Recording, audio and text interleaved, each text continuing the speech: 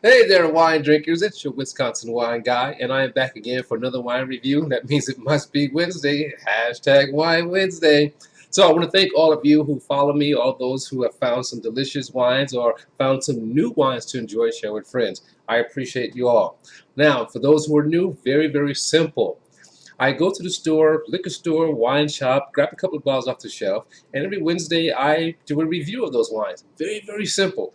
Thumbs up means I recommend that wine. Sometimes it gets a double thumbs up if it's very, very good, and that means I highly recommend it. 3/4 means that, you know what, I would drink that wine. I would even keep a few bottles on hand if it's exceptional, and I might even give this bottle to friends as a gift. Halfway, not so much for me, but you give it a try. Let us all know what you think. Thumbs down, get that wine out of here. Now, today's wine, has a special place with me. For those who didn't know, I owned a wine shop many, many years ago, and this brand, Pincebor, Peter Freimuth, was one of the wines that was part of the opening inventory. So at that time, let's set it up for you. At that time, people were the sweet wine drinkers. This is the sweet red. The sweet wine drinkers were drinking Riesling, lots of Riesling, and some were even drinking Moscato. But Riesling was the sweet wine drinker's choice. But I wanted to bring in something new, so I would scour through, with my reps, and we would find something unique, something different, and Pincebor was one of those. So this is a wine that comes out of Hungary. Now, for those who are familiar with Hungary, we probably know Hungary for their dessert wine, Tokaj, which fetches a pretty good penny for that wine. But believe it or not, they make all sorts of wine come out of Hungary. The grape in this one is called Blaufränkisch, Archet Franco.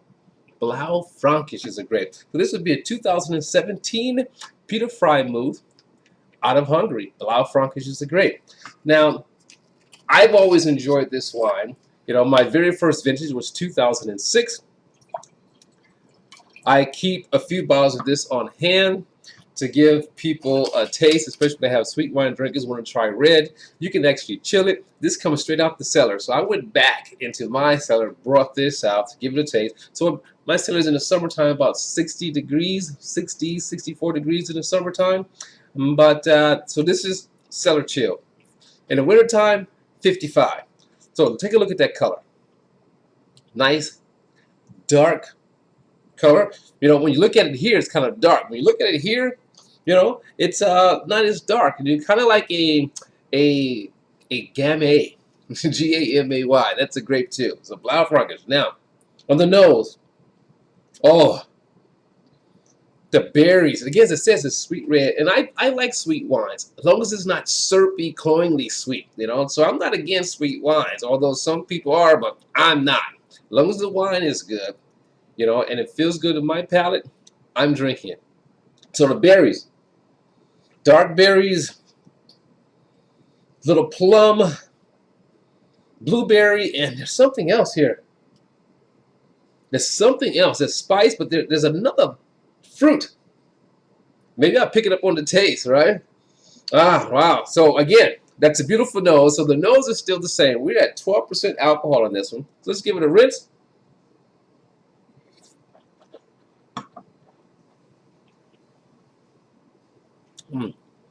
Now, you know how some sweet wines have a weightiness to it. You get that weightiness like sugar sweetness or syrupy sweetness in the palate, and you get that film of sweetness on your tongue. Not here. Not going to happen. So here's what happens. So nice acidity, balanced acidity. So I like that. It's not up here. It's just right in the middle. So I like that. You know how I feel about red wines. Give me some acidity. Not cloyingly sweet. There's a sweetness to it, but not cloyingly sweet. But here's the thing, which you rarely find in sweet red wines: tannins. We're going to get tannins on this one here. All right? So now let's give it a taste. That was our rinse.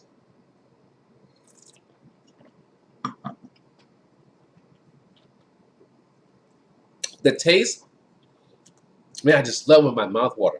The taste, just like the nose. But wait a minute. I figured out that smell based on the taste. Pomegranate. You ever had that pomegranate juice? Like really good, unsweetened pomegranate juice? That's the flavor here.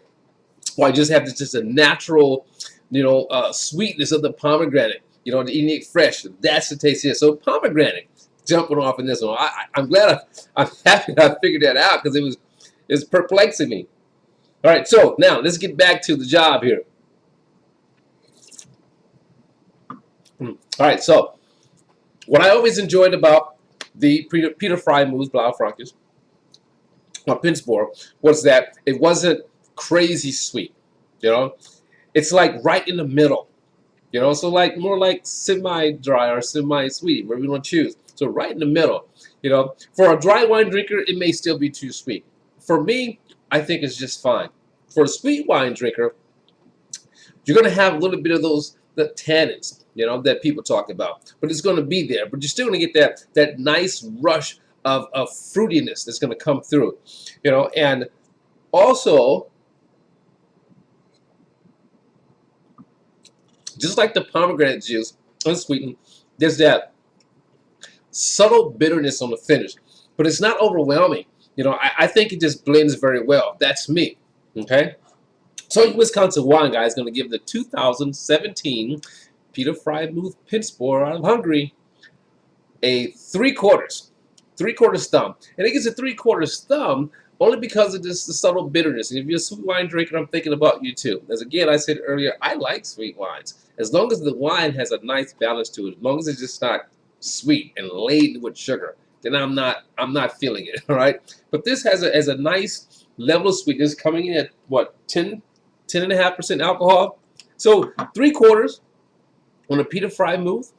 You know, I always keep a few bottles of this on hand. Again, I enjoy sharing a bottle I have in my cellar with you, and I hope you can find this in the store. It may be 17 or 18 vintage in the store if you find it, but give it a try. It's your Wisconsin Wine Guy saying, as always, let your palate be the guide selecting your next wine, and we'll see you next time. Ciao!